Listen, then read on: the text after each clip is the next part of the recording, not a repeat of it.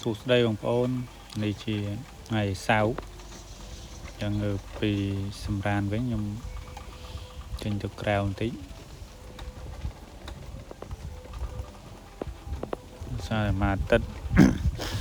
នេះបានសៅរ៍អាទិត្យហ្នឹងឯងមួយសប្តាហ៍មុខនេះគឺមុខហេវកាហ្វេចឹងគោលដៅទៅហ្នឹងគឺទៅហូបកាហ្វេហ្នឹងឯងទៅណាមកណាក៏មានប្រពុតជាទីពឹងដែរហើយគាត់អត់ខ្វះមើលតែកូនស្កាយនេះគាត់ខ្វះកន្លែងដេកតែម្ដងថ្ងៃគឺអញ្ចឹងតែចេញស្រួលគឺគាត់ជន់គាត់ត្រូវបាក់ដៃបែកជើងឬក៏ត្រូវអេតេក៏ថាបានព្រឹកមិញហ្នឹងពុកចេញហ្នឹងជន់ជើងកូនស្កាយមួយឡើងហើមប៉ុណ្ណឹងឯងចាគាត់មើលអត់អស់ចឹងអត់ពាក្យថាកូនក្មេងដូចគ្នាទេមកឡើយខ្ញុំចេញដំណើរទៅហើយនេះមកដល់ឡានកាហ្វេហើយឆុងខ្លួនឯងតែអត់បានថតពេលឆុងអត់ស្អាតអ្នកលក់ពងសេតបានមួយកែវចឹងមកនឹងជាតិណាដាក់រឿងខាស់កបន្តិចដាក់ទឹកតែហ្នឹងតែគាត់ចាស់ទៀតថ្ងៃហ្នឹងថ្ងៃរាល់ថ្ងៃទៅធ្វើការព្រឹកឡើងមិត្តភក្តិគេនឹងអង្គុយហូបយើងអត់បានទៅអង្គុយគេទេព្រោះទៅដល់គាត់ឆុងហើយទៅធ្វើការពេលថ្ងៃទៅនេះគេរូតទៅយើងទៅអត់តន់គេ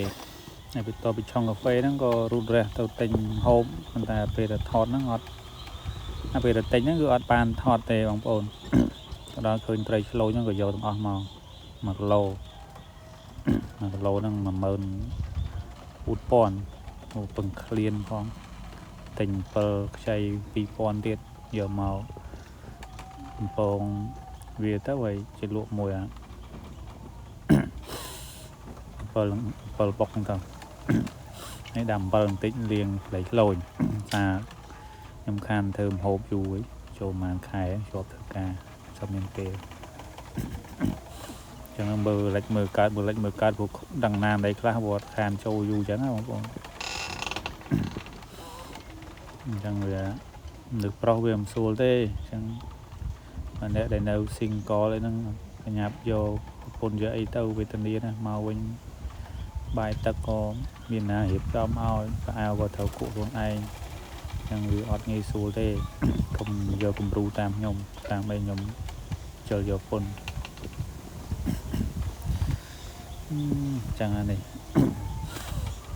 ណាឲ្យលាងពីទឹកបងប្អូនលាងពីទឹកឲ្យខ្ញុំក៏ហើយមកទឹកទៀតលាងពីទឹកពេលអំពងហ្នឹងមានបាននេះបងប្អូនអើយហើយក៏រូតរះទៅបិទទូរស័ព្ទធ្វើទៅប្រញាប់ហេវហើយ